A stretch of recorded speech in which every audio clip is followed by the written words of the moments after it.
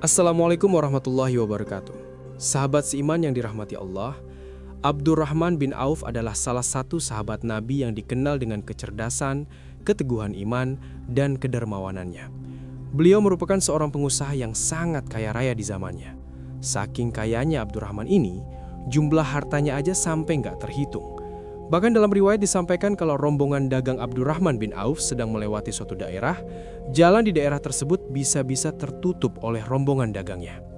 Namun yang membuat nama Abdurrahman bin Auf itu abadi bukanlah karena kekayaannya, melainkan karena beliau sering menginfakkan hartanya di jalan Allah. Kalau biasanya orang kaya itu dinilai dari berapa banyak penghasilan atau aset yang dia punya, kekayaan Abdurrahman bin Auf justru dinilai dari berapa besar harta yang telah beliau sedekahkan di jalan Allah.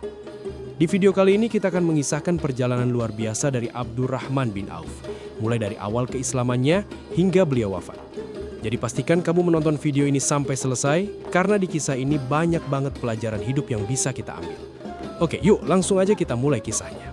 Musik. 10 tahun setelah tahun gajah, lahirlah seorang anak laki-laki dari suku Quraisy. Anak ini tumbuh di tengah keluarga yang cukup terhormat. Ibunya bernama Ashifa binti Auf dan ayahnya bernama Auf bin Abdi Auf. Sebelum memeluk Islam, nama asli anak ini adalah Abdul Amr bin Auf, nama yang cukup umum di zamannya. Tapi setelah dia mengenal Islam dan memutuskan untuk menjadi Muslim, Rasulullah Shallallahu Alaihi Wasallam mengganti namanya menjadi Abdurrahman bin Auf, yang artinya seorang hamba Allah yang penuh dengan kasih sayang. Dari segi penampilan, Abdurrahman bin Auf juga punya ciri fisik yang cukup keren dan berwibawa. Beliau punya postur tubuh yang tinggi, bahunya lebar, dan dadanya bidang. Kulitnya putih bersih, wajahnya tampan, rambutnya lebat, bulu matanya tebal, dan hidungnya mancung. Kalau hidup di zaman sekarang, pasti beliau udah jadi pria yang paling diidamkan oleh wanita di seluruh dunia. Terus, opa-opa Korea gimana ya? Lewatlah pakai ditanya. Sejak kecil Abdurrahman bin Auf udah dididik dengan sifat-sifat mulia oleh ayahnya. Berkat didikan inilah, Abdurrahman pun tumbuh menjadi pemuda yang sangat sopan santun, berakhlak mulia, dan memiliki kecerdasan yang luar biasa. Abdurrahman juga tumbuh sebagai anak yang memiliki sifat toleransi yang tinggi. Beliau mampu menjaga dirinya dari hal-hal buruk yang dilakukan oleh sukunya. Meski hidup di tengah lingkungan Quraisy yang masih kental dengan budaya jahiliyahnya, Abdurrahman justru nggak pernah ikut-ikutan. Beliau nggak pernah menyembah berhala, nggak pernah mabuk-mabukan, apalagi berzina. Itu bukan Abdurrahman banget. Abdurrahman ini wataknya mirip banget dengan Abu Bakar dan Utsman bin Affan. Mereka udah duluan meninggalkan perbuatan jahiliyah itu bahkan sebelum Islam datang. Keren banget kan? Abdurrahman bin Auf bukanlah tipikal pemuda yang suka rebahan. Beliau adalah sosok pemuda yang gigih dalam mencapai tujuannya. Sejak muda, Abdurrahman sudah disibukkan dengan kegiatan perdagangannya. Beliau selalu membawa barang dagangannya ke berbagai negeri untuk memperluas usahanya. Berkat kerja kerasnya inilah, Abdurrahman pun menjadi salah satu pedagang terkaya yang ada di Mekah. Namun meskipun beliau sudah menjadi salah seorang saudagar kaya dan hidup dengan harta yang bergelimang, Abdurrahman tetaplah Abdurrahman. Beliau nggak pernah sombong. Beliau tetap sopan kepada siapapun dan selalu menunjukkan akhlaknya yang mulia. Jujur, cerdas, dermawan, bijak. Itulah ciri khasnya. Setelah Nabi Muhammad diangkat menjadi nabi, laki-laki dewasa pertama yang memeluk Islam adalah Abu Bakar As-Siddiq. Nah, setelah Abu Bakar menjadi seorang muslim, beliau pun mulai mendakwahkan ajaran Islam kepada orang-orang terdekatnya. Salah satu sahabat terdekat Abu Bakar yang paling dia percayai adalah Abdurrahman bin Auf. Mereka udah kenal lama, hubungan mereka juga akrab banget. Makanya Abu Bakar pun langsung mendatangi Abdurrahman, lalu mengajaknya untuk memeluk Islam. Abdurrahman yang mendengar tawaran dari Abu Bakar nggak langsung nerima ajakan itu begitu aja. Beliau nanya dulu kepada Abu Bakar. Beliau ingin tahu lebih dalam tentang agama yang disampaikan oleh Abu Bakar. Maka beberapa pertanyaan pun beliau lontarkan kepada Abu Bakar untuk meyakinkan dirinya sendiri. Setelah mendengar jawaban Abu Bakar, Abdurrahman pun langsung merasa yakin. Gak butuh waktu lama, beliau pun langsung mengajak Abu Bakar untuk pergi ke tempat Nabi Muhammad. Begitu sampai di hadapan Rasulullah, Abdurrahman bin Auf langsung mengucapkan 2 kalimat syahadat sebagai bentuk keimanannya kepada Allah dan Rasulullah. Dan mulai hari itu, Abdurrahman bin Auf pun resmi memeluk Islam. Setelah menjadi seorang muslim, gangguan demi gangguan mulai menghampiri beliau. Abdurrahman bin Auf yang dulunya begitu disanjung dan dihormati oleh orang-orang Quraisy, kini seolah menjadi manusia yang paling hina di mata mereka. Beliau dicaci, dimaki, bahkan beliau juga sempat merasakan pahitnya disiksa oleh kaumnya sendiri. Akibat dari gangguan inilah, Abdurrahman bin Auf pun diizinkan oleh Rasulullah untuk hijrah ke Habasyah. Setelah kembali dari Habasyah, Abdurrahman bin Auf dan beberapa sahabat lainnya diperintahkan oleh Rasulullah untuk hijrah ke Madinah. Nah, saat Abdurrahman bin Auf hijrah ke Madinah, seluruh harta kekayaan yang ada di Mekah beliau tinggalkan. Dan semua harta yang beliau tinggalkan itu diambil, dirampas, dan direbut oleh orang-orang kafir Quraisy yang ada di Mekah. Akhirnya Abdurrahman bin Auf pun pergi ke Madinah hanya membawa sehelai baju yang ada di tubuhnya. Bayangin sahabat seiman, sebelum mengenal Islam, beliau adalah salah satu saudagar kaya yang ada di Mekah. Namun, setelah mengenal Islam dan memutuskan untuk memeluknya, harta yang beliau miliki hilang dalam seketika. Namun semua itu tidak membuat Abdurrahman bin Auf patah. Beliau yakin bahwa Allah Subhanahu wa Ta'ala pasti akan mengembalikan seluruh harta yang beliau miliki. Dan ternyata, apa yang diyakini oleh Abdurrahman bin Auf pun langsung dijawab oleh Allah Subhanahu wa Ta'ala. Saat beliau sudah berada di Madinah, Rasulullah Shallallahu Alaihi Wasallam mempersaudarakan beliau dengan seorang sahabat yang bernama Sa'ad bin Robi. Saat ini adalah seorang saudagar kaya yang berasal dari kaum Ansor. Setelah Rasulullah mempersaudarakan Sa'ad dan Abdurrahman bin Auf, Sa'ad pun langsung menunjukkan loyalitasnya kepada saudara barunya itu. Sa'ad bin Robi pun berkata, "Wahai saudaraku, aku adalah orang Madinah yang memiliki banyak harta. Karena itu ambillah untukmu separuh dari hartaku ini. Aku juga memiliki 2 orang istri, maka perhatikanlah mana yang menarik bagimu supaya aku ceraikan dan kamu menikahinya." Lihat sahabat seiman, betapa luar biasanya Sa'ad bin Robi. Beliau rela menyerahkan setengah hartanya, bahkan sampai rela menceraikan salah satu istrinya, asalkan Abdurrahman bin Auf bisa kembali hidup sejahtera. Tapi yang lebih kerennya lagi adalah jawabannya Abdurrahman bin Auf. Abdurrahman berkata, "Wahai saudaraku, semoga Allah memberkahi seluruh hartamu, keluargamu, dan juga rumahmu. Sebaiknya tunjukkan saja kepadaku di mana jalan menuju pasar." Jawaban ini benar-benar menunjukkan betapa elegannya seorang Abdurrahman bin Auf. Padahal waktu itu beliau udah nggak punya apa-apa. Tapi sekali lagi, Abdurrahman tetaplah Abdurrahman. Beliau lebih memilih untuk memulai usahanya dari nol daripada menerima tawaran dari Sa'ad bin Robi. Dan dari sinilah kisah Abdurrahman bin Auf sebagai pedagang tersukses di Madinah dimulai. Setelah mendengar permintaan Abdurrahman bin Auf, mereka pun langsung gerak berjalan menuju pasar Madinah. Begitu sampai di pasar, Abdurrahman melihat ada pedagang yang lagi jualan cangkul. Maka beliau pun langsung mendatangi pedagang itu, lalu berkata, "Wahai Abu Fulan, boleh nggak aku beli beberapa cangkulmu, tapi bayarnya besok setelah cangkul ini terjual?" Mendengar perkataan Abdurrahman, pedagang itu pun menjawab, "Oh, boleh saudaraku, silahkan."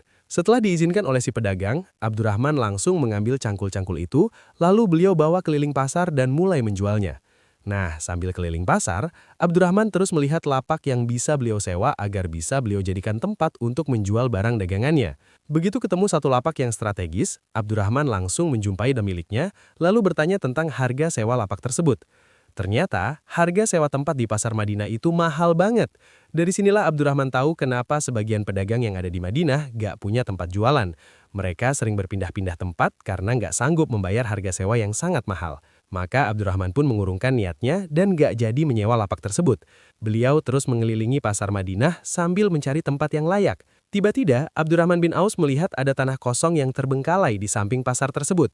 Abdurrahman pun langsung mengambil inisiatif. Beliau kembali mendatangi Sa'ad bin Robi, saudara ansarnya itu, lalu berkata, "Wahai saudaraku, di samping pasar itu kan ada tanah kosong yang kayaknya udah nggak kepake. Gimana kalau tanah itu aku beli aja?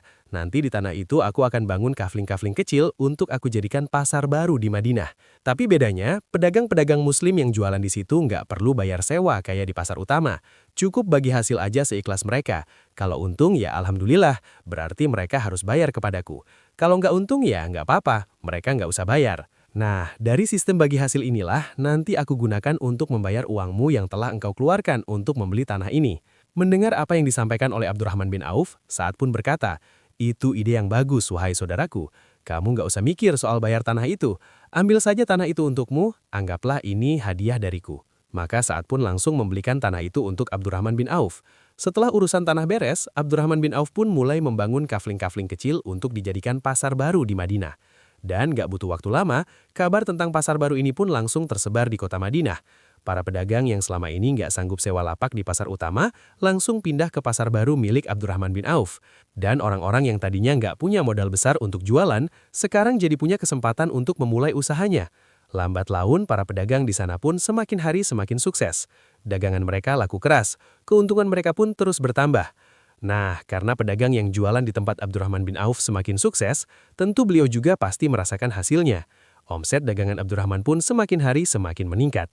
Dan mulai hari itu, Abdurrahman bin Auf kembali dikenal sebagai pedagang tersukses yang ada di Madinah. Yang jadi pertanyaannya sekarang, strategi dagang macam apa sih yang dipakai oleh Abdurrahman bin Auf sampai-sampai bisa membuatnya kembali bangkit dan kembali menjadi salah satu pedagang terkaya di Madinah? Penasaran? Yuk langsung aja kita bahas 6 strategi dagang ala Abdurrahman bin Auf. Jadi ada 6 strategi yang digunakan oleh Abdurrahman bin Auf selama beliau menjalankan bisnisnya. Yang pertama, beliau gak pernah mengambil keuntungan yang besar. Abdurrahman bin Auf lebih memilih untuk mengambil keuntungan yang kecil, asalkan barang dagangannya bisa terjual lebih banyak. Kalau istilah sekarang tuh bilangnya biar cuannya tipis-tipis, yang penting barangnya laris manis. Strategi Abdurrahman bin Auf yang kedua adalah beliau menjual barangnya secara tunai, bukan secara kredit. Bagi Abdurrahman, menjual barang secara kredit sama aja dengan mendekatkan diri kepada riba. Selain itu, dengan menjual barang secara tunai, perputaran uang pun menjadi lebih cepat. Strategi beliau yang ketiga adalah jujur dalam berbisnis. Ketika Abdurrahman bin Auf kembali membangun bisnisnya di Madinah, modal yang beliau andalkan bukanlah uang yang besar, melainkan sebuah kejujuran. Kejujuran inilah yang bisa membangun kepercayaan dari pemilik cangkul yang beliau jual. Strategi Abdurrahman bin Auf yang keempat adalah selalu berorientasi pada pasar. Abdurrahman bin Auf kalau mau ngambil keputusan di dalam bisnisnya, beliau nggak asal mutusin. Beliau selalu memikirkan apa yang lagi dibutuhin banyak orang, apa yang mereka pengen, apa yang bikin mereka nyaman. Dan prinsip itu selalu beliau pegang dalam menjalankan bisnisnya. Contoh yang paling jelas adalah waktu beliau melihat kondisi pasar Madinah. Waktu itu pasar Madinah tuh kondisinya kumuh banget, sempit, dan harga sewa tempatnya pun mahal banget. Kondisi seperti ini bisa membuat para pedagang merasa nggak nyaman dan akhirnya pembeli pun jadi males datang. Nah, Abdurrahman ngeliat peluangnya di situ. Beliau ngerti kalau situasinya kayak gini terus, ini nggak akan menguntungkan siapa-siapa. Maka tanpa banyak basa-basi, Abdurrahman langsung mutusin buat membangun pasar baru yang lebih layak. Pasar yang lebih bersih, lebih luas, dan tentunya lebih adil untuk para pedagang. Dan benar aja, pasar baru yang beliau bangun pun langsung sukses besar. Para pedagang berbondong-bondong pindah ke tempat beliau, dan akhirnya pedagang merasa senang, pembeli pun merasa nyaman. Lalu strategi Abdurrahman bin Auf yang kelima adalah berbisnis untuk mencari keberkahan, bukan cuma mencari keuntungan. Bagi Abdurrahman, berbisnis itu bukan soal seberapa besar cuan yang bisa beliau dapat, tapi lebih ke apakah Allah ridho dengan usaha yang beliau bangun? Apakah usaha beliau bisa bermanfaat buat orang lain?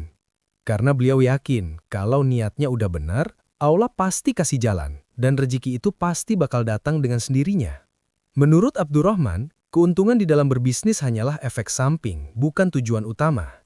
Strategi Abdurrahman bin Auf yang keenam adalah selalu menjual barang yang berkualitas. Abdurrahman selalu memastikan kalau barang yang beliau jual itu harus benar-benar bagus dan layak dipakai. Makanya, Abdurrahman selalu totalitas saat melayani pelanggannya. Kalau barangnya bagus, beliau pasti bilang barang itu bagus. Tapi kalau barangnya kurang bagus, beliau pasti menyampaikan kekurangan dari barang tersebut. Akhirnya konsumen pun percaya banget sama Abdurrahman bin Auf. Mereka yakin kalau beli barang di tempat Abdurrahman pasti nggak bakal kecewa. Barangnya jelas, kualitasnya jelas, dan harganya pun jelas. Nah, kepercayaan konsumen inilah yang bikin bisnis Abdurrahman bin Auf terus berkembang. Selain hebat dalam berbisnis, Abdurrahman bin Auf juga dikenal sebagai orang kaya yang super dermawan. Saking dermawannya, sampai-sampai ada yang bilang seluruh penduduk Madinah itu seperti punya bagian dalam harta kekayaannya Abdurrahman bin Auf. Maksudnya gimana? Jadi begini, harta beliau itu benar-benar beliau pakai untuk membantu orang lain. Sepertiga hartanya dipinjamkan kepada orang-orang Madinah yang membutuhkan. Sepertiganya lagi, beliau pakai untuk membayar utang-utang mereka yang udah nggak sanggup membayar utangnya. Dan yang terakhir, sepertiga sisanya, beliau sedekahkan begitu saja tanpa nunggu diminta dan tanpa mengharap balasan. Pada suatu hari, Rasulullah Shallallahu Alaihi Wasallam sedang berpidato, menyemangati para sahabat untuk berinfak di jalan Allah. Nah, saat itu juga Abdurrahman bin Auf langsung maju, lalu beliau menyumbangkan hartanya sebesar 2.000 dinar. Melihat ketulusan Abdurrahman, Rasulullah langsung mendoakan beliau. Semoga Allah melimpahkan berkahnya kepadamu terhadap harta yang kamu berikan. Dan semoga Allah memberkati juga harta yang kamu tinggalkan untuk keluargamu. Selain itu, Abdurrahman bin Auf juga pernah menyumbangkan hartanya sebesar 200 ukiah emas saat persiapan perang Tabuk. 200 ukiah emas kalau dikonversikan ke rupiah sekarang, jumlahnya bisa mencapai 10 miliar lebih. Melihat sumbangan Abdurrahman yang sangat besar, Umar bin Khattab sampai berbisik kepada Rasulullah. "Wahai Rasulullah, sepertinya Abdurrahman telah berdosa kepada keluarganya. Nampaknya dia nggak menyisakan uang belanja sedikit pun untuk keluarganya." Mendengar itu, Rasulullah pun langsung nanya kepada Abdurrahman, "Wahai Abdurrahman, apakah kamu meninggalkan uang belanja untuk istrimu?" Dengan tenang, Abdurrahman menjawab, "Ya Rasulullah, justru yang saya tinggalkan lebih banyak daripada yang telah saya sumbangkan." Rasulullah kembali bertanya, "Berapa jumlah yang engkau tinggalkan untuk mereka?" Maka Abdurrahman pun menjawab, "Sebanyak rezeki, kebaikan dan pahala yang sudah Allah janjikan." Dan yang membuat Abdurrahman bin Auf menjadi lebih rajin lagi dalam bersedekah setelah beliau mendengar sabda dari Rasulullah. "Wahai Abdurrahman, sesungguhnya engkau termasuk ke dalam golongan orang-orang kaya, dan engkau akan masuk surga dengan merangkak. Maka, berikanlah pinjaman kepada Allah Subhanahu wa Ta'ala, niscaya Ia akan melepaskan kedua kakimu itu."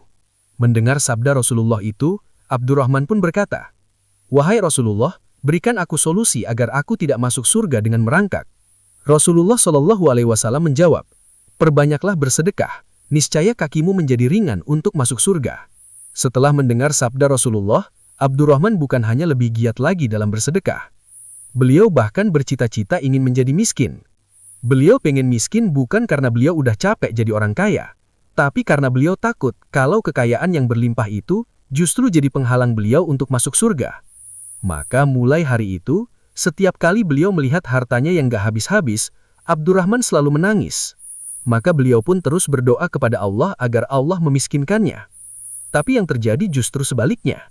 Setiap kali Abdurrahman membagi-bagikan hartanya kepada orang lain, hartanya bukannya habis, malah semakin bertambah.